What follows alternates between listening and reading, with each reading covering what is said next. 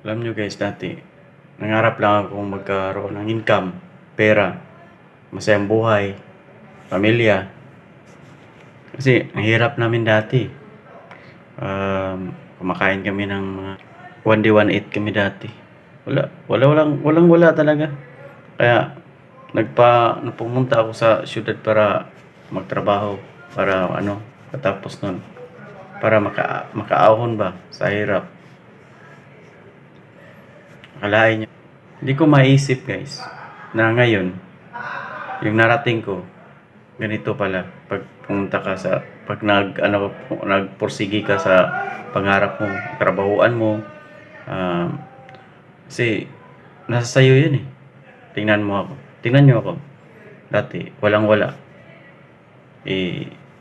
Nagpursigi ako, trabaho ako, invest ng konti, para makaahon, ganyan. Dapat ganyan din kayo guys, kasi ako hanggang ngayon mahirap pa rin eh, wala pa rin talaga eh.